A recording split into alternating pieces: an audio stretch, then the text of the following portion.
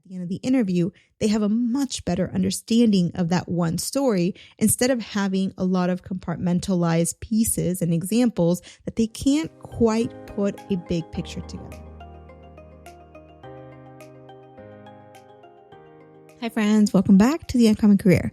Today, I'm going to share with you the 7 principles behind branding strategy that are going to help you to be a career expert that is sought out as opposed to being a commodity where you click that apply button and you never hear back. So I'm going to go straight into this. I don't know how long or how short this episode is going to be, but it is going to be jam-packed start to finish.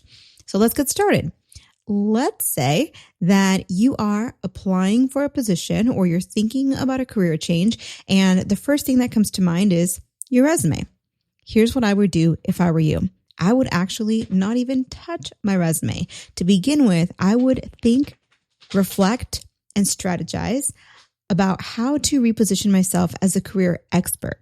So I want to move from being a commodity, meaning that when I tell people what I do, if I say I am a business analyst, immediately everyone who hears that is going to put me in the box with 1,000 other business analysts. And now I'm a commodity, which means I'm no different than anybody else. But if you reposition yourself from a generalist or a commodity, just someone that's defined by their function, to a specialist in your field, meaning someone who provides a very specific value and who solves a very specific problem. Now you're a career expert. And if you can identify the junction at which a company is going to need your services, that is even better. Think of that as a bonus that's going to differentiate you even more. So when you look at your resume and your LinkedIn profile, emphasize those specialized skills and that junction at which you are most valuable to a company. And that will help to bring out that career expert positioning that you need in order to be more sought after. Now, the second thing you can do is use your strategy as your edge. So you want to develop a really clear strategy that highlights your specific value proposition and your career goals. So your strategy is basically, what do I have that are my strengths? And if you think that there is a part of your career history that is not a strength, that it's a weakness or an area of development, that's okay. You sometimes want to lean into that. So depending on what that is, you can decide, okay, I don't have maybe it's data heavy skills, but I do have the vision and the strategy. And so how can you leverage what you do have to mitigate in areas you maybe don't necessarily have? Or what organizations, at what point, in what projects, in what initiatives might your strengths be more important than your weaknesses? In which case, it won't matter that you don't have as much, maybe data heavy decision-making skills. So use your strategy as your edge. What you can do here is you can craft a personal brand statement that very briefly describes who you are and what you do and what you bring to the table. So your focus is on what you have, not on what you don't have. You have to stop saying, oh, I don't have experience in this, but instead you have to say, I am the queen of XYZ. I am the go-to person for XYZ. What can you bring to the table?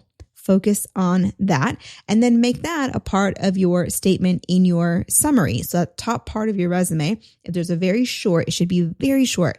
But in that very short summary, you can give a big picture overview of what you do, how many years of experience you have, some of your biggest or most cumulative accomplishments. And then, of course, don't forget to mention that strategy, that part that is your competitive edge. All right, number 3, the third thing you want to do is lay your foundation with substance behind it. So what I mean by that is oftentimes we go to our resume and start changing words on our resume to try and, align with a career that we're interested or a job that we want to pick up. But before you pick up that resume, I would really encourage you to step back and spend some time reflecting on things like, what are your core values? What really fuels you? What drives you to do your best work? And while you're at it, you might want to ask yourself, what is my best work? What kind of work do I get lost in? What kind of work do people come to me for when they can't figure out a problem? You're the person we go to when we can't figure out how to change team dynamics because something's just not quite working. But when you join the conversation, things just shift, right? What are the compliments that you tend to get? What do people come to you for? More importantly than anything else, what types of duties or what environment or what kind of work setting tends to fuel you? What mission drives you? If you can figure out before you ever touch the resume, if you can figure out what drives you to your best work, that's going to give you energy not only to get a job that you really enjoy, but also to endure the process of career searching. Because I know it's tough right now, but it is going to help you to endure that process because you have a mission behind what you're doing. It's not simply a chore. It's not simply let me apply over and over again and get rejected and ghosted over and over and over again. It's instead a process of looking for that diamond in the rough, that perfect position that's going to continue to fuel your life. It is an investment of time and energy as you go through the job search that you are now going to, land in a position that when you get there, you're going to think, it was well worth all the time and effort I took to sit down and figure out what was truly important to me and what drives me forward. Once you have that, then you can start going into your resume and making sure that the resume and the cover letter and your LinkedIn profile all reflect your values and your career aspirations.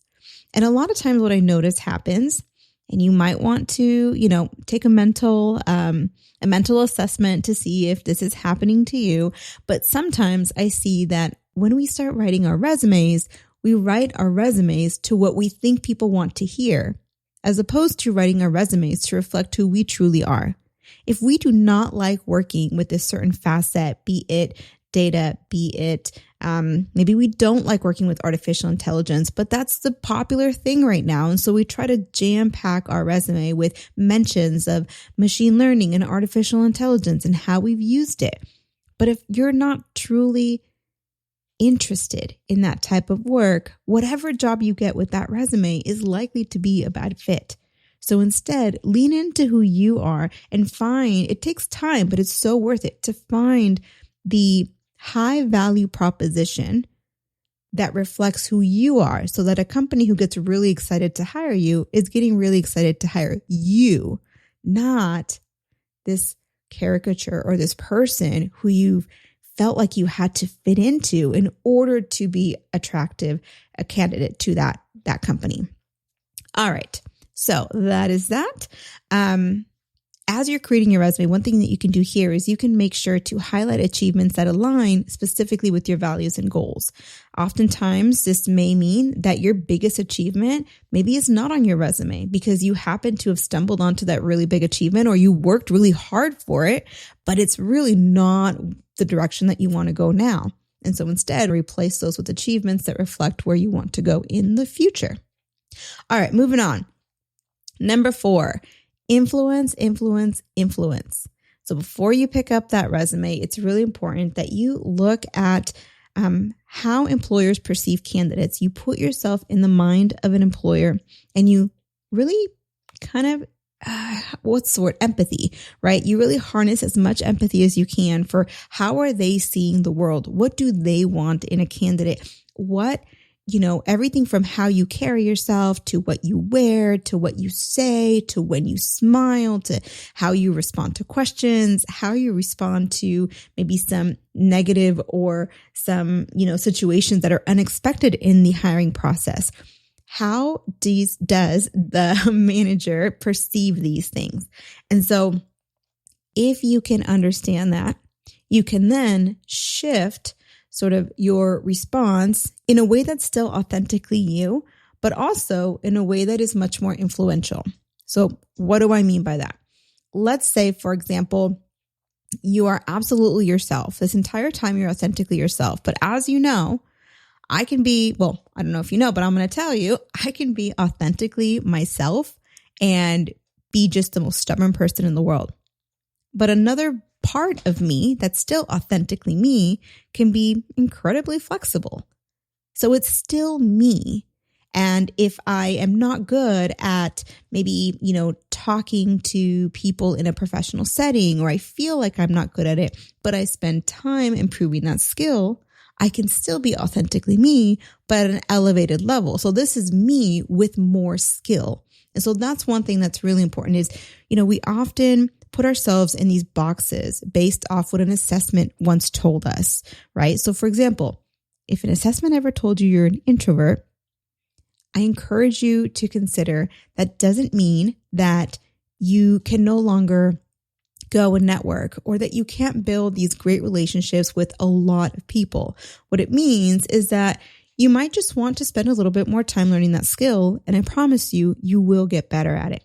So all this to say, you can still be authentically yourself, but in a way that gives a better impression from the standpoint of the managers. So if you understand how they perceive candidates, they want to see someone who is adaptable and flexible and has positive energy, whether that's a calm, cool, and collected positive energy, and a smile that helps you to feel relaxed.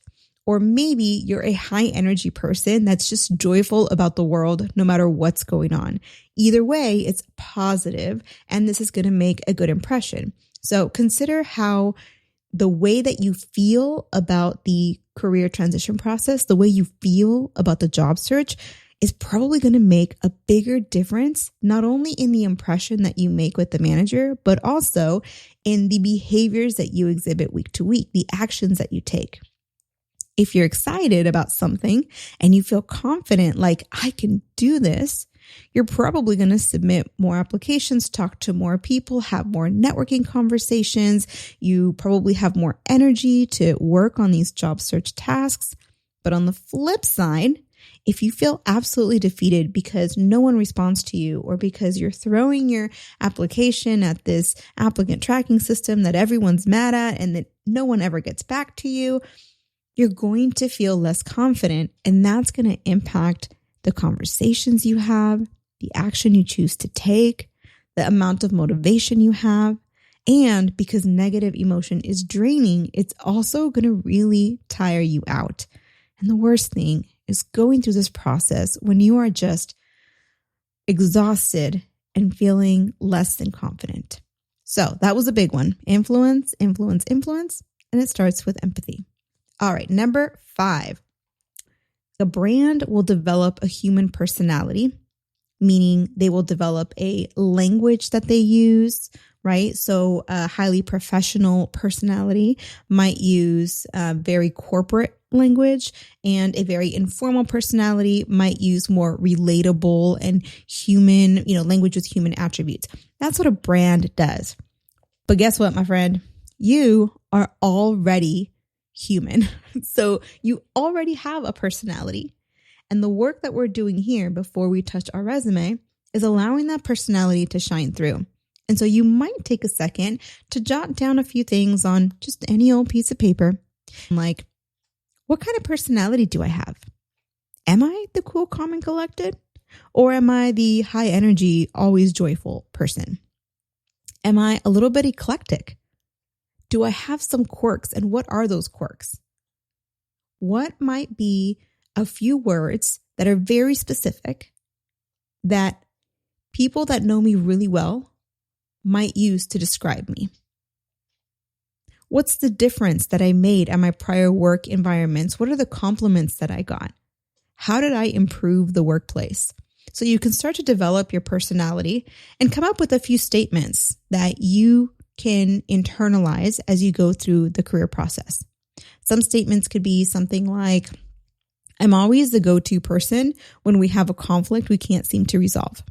Or maybe it's, I'm the person who's going to make sure that we have at least 3 future employees because I'm so well connected that I always am able to bring in good talent. Or maybe you are the Excel queen, the one who is always the go-to person to find a sneaky way to get things done really, really fast by adding a macro to Excel. Whatever the case might be, come up with these statements to define who you are as a person in terms of your personality and the way you interact with people, but then also who you are in terms of the value that you bring. All right, so that was number 5. And know, before I move on to number 6, that you can showcase your personality and your soft skills on your LinkedIn profile and during interviews, because your LinkedIn profile allows for a little bit more informality. And so you can use first person, to people, hi, how are you? My name is, and you can add this text to the about section. So you can be a little bit more personal there. And of course, you can share that during your interviews and during some networking conversations, which I know can feel a little bit scary to kind of put yourself out there and experiment. Sometimes it feels like experimenting with your personality a little bit. But when you get into those conversations and the manager is deciding whether or not they should interview you, they're not actually looking for a right or wrong answer. When they're in conversation with you, let's say it's a networking conversation, what really makes the biggest difference, of course, there's minimum requirements, right? Do you have the skill set they need? But let's go beyond that.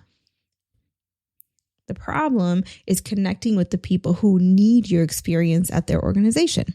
So when you get into these networking conversations, you want to be absolutely yourself, because in theory, what you want the manager to think is, oh, I could totally get along with this person. And if they think that they would enjoy working with you, then they go into the resume, the cover letter, the interview, and now you get to show them all the great things that you did. And oftentimes what we start with is we start showing how we're so qualified, but we do so at the expense of expressing our personality. So that balance is really important. Okay, so that was number 5. So developing your human personality, and really you have one already. That's more of a brand term, but showcasing your human personality.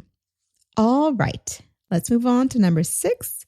And we only have 7, so we're about to wrap up. So number 6, before you pick up your resume, craft a message that includes emotion.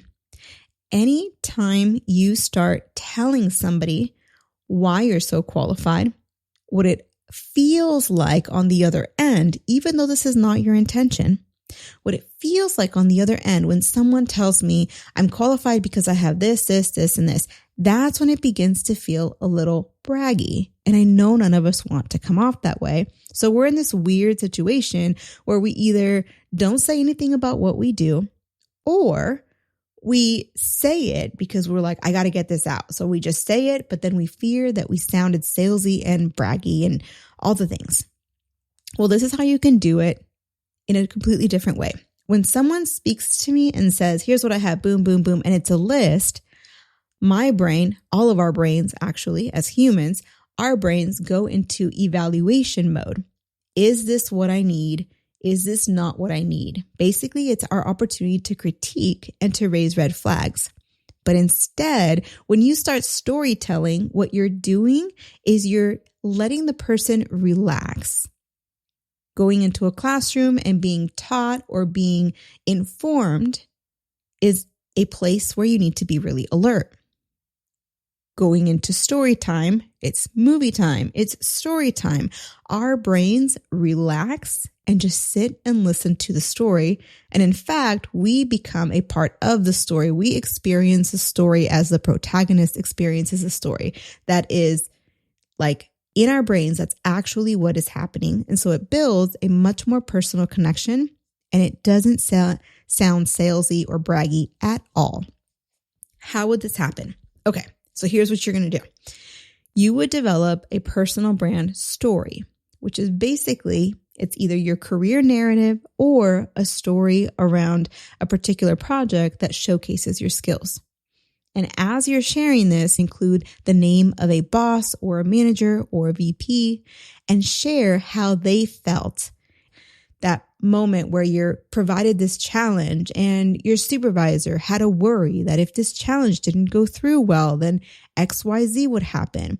And there's so much on the line, so the tension was higher, right? But then you're eventually going to release that tension when you share how you uniquely, keyword, uniquely solve the problem and why you can do it in a different way than other people would do it. Then at the end, you release that tension. You say, well, in the end, my manager, and you wouldn't say my manager, you would say Bob or Lisa. So you would say something like, in the end, Lisa didn't have to worry about hiring 3 other personnel because we took care of that problem within our project. And Lisa could go home and spend time with her children because we no longer had to work on a project after hours because it went so smoothly. So now you're bringing in these pieces of emotion that allow the manager listening to your story to feel like this could be me. I could be a part of this story. It would be wonderful if I could have Lisa's life, if I could go home and spend time with my kids, and if I could stop worrying about having to hire new personnel. So we develop a story that evokes emotion and connects with your audience as you're telling them how good you are and how you do things differently and why that is valuable to their organization. So here's what I would do if I were you. I'd identify the stories that are the most compelling and then focus on those stories and highlight those stories in your resume and in your LinkedIn profile so that you're giving the same message when you network, in your resume, in your LinkedIn profile. And when you interview, inevitably questions will come up that you can answer from that same story. And so now your interview prep is easier. And they're going to want to know more information. And of course, you've got a lot more detail. So it's not the exact same story they're hearing every time. They're actually hearing pieces of a similar or the same story that in the end, at the end of the interview, they have a much better understanding of that one story instead of having a lot of compartmentalized pieces and examples that they can't quite put a big picture together. All right. So that was number 6, craft a compelling message with emotion. All right, friends, the last one, so important. Number 7, build a career presence that engages. Create a strong and engaging professional presence across all your touch points. So before you start creating your branding, look at what are the big components that you want to include across each of these areas. So whether it's your resume, cover letter, LinkedIn profile, portfolio, and your networking conversations. So before you get into the weeds on each of these items, I would take a step back and consider, okay, likely an employer is first going to see my resume. And likely I may even have a conversation with the employer before they even see my resume if I'm networking, which is how we should job search nowadays, right? So as you're having these conversations, consider what conversation, what career story makes the most sense to share with, the person, the decision maker at the organization. Okay, I'm going to share XYZ story. Perfect. So now that they've heard a piece of my story, how should I reflect that in the resume so that it resonates with them? So they remember the story and they think, oh, this great accomplishment is referring to this story they were sharing about. And then when you look at your LinkedIn profile, maybe that's a big enough accomplishment that it's really a defining accomplishment. So then you might consider, well, do I want to change my banner image to reflect and call attention to that specific accomplishment? Do I want to incorporate or consider that particular accomplishment as I develop my headline? Do I want to change or consider a different industry because my accomplishment and my future goals lend themselves to a different industry? In my portfolio, am I going to have part of that story or the product that I mentioned in that story as a part of my portfolio? So that as they go through the entire hiring process, an employer or a recruiter or an entire committee can look at all your materials and feel as if they're being walked through a very cohesive experience. Okay, so all together, we've got first, repositioning yourself as a career expert. So change your mind frame as far as who you are. You're not a generalist. You're not a commodity. You are a unique career professional with special skills that are made perfect for a particular organization at a particular juncture, in their business life. Second, use your strategy as your edge. If you have an area where you think, oh, I have a gap, then look to your strengths and emphasize your strengths, or identify ways in which you're seemingly, the thing that seems like a gap, right? In which that area is actually a strength. There's always two sides to each coin. Number 3, lay the career foundations with some substance, meaning get to the core of what fuels you so that as you go through the process and even after you get hired, you continue getting more and more energy and now you thrive and are more likely to move up in your career.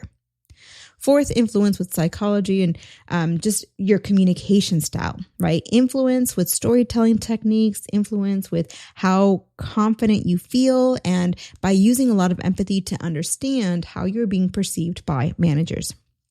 5th, showcase your human personality and your unique traits. Be 100% of who you are so that they can see your personality and decide that, yeah, they want to work with you. Number 6, craft a compelling message with emotion and use storytelling to bring them in and share a story that depicts the type of employee and the type of professional that you are instead of giving them a bulleted list of why you're qualified. And number 7, build a career presence that engages, meaning create a holistic experience where you can see your big accomplishments from start to finish. All right, friends, we have gone on for about 27 minutes now. So I hope this has been helpful. Let me know if you have any questions. I'm happy to chat with you. I've got a link to a coaching consult if you want to just kind of, share your experience and where you're trying to go, and we can strategize on the call. And if it turns out that we might be a good fit for coaching, well, then we'll move forward. But in either case, my goal here is to help you getting to where you want to go. It's been great chatting with you today, and know that we love you. We're praying for you, and we'll see you on the next one. Hey, thanks for listening. I really appreciate you spending time with me today. If you found this episode helpful, please tap the 5-star review on the show's homepage in your podcast app. It would absolutely make my day, and it helps others discover the Uncommon Career Podcast. Now, to download your free career resources and learn how I help seasoned professionals land amazing offers in as little as 90 days, click on the link in the description or go to theuncommoncareer.com. Thanks again, and I'll see you on the next one.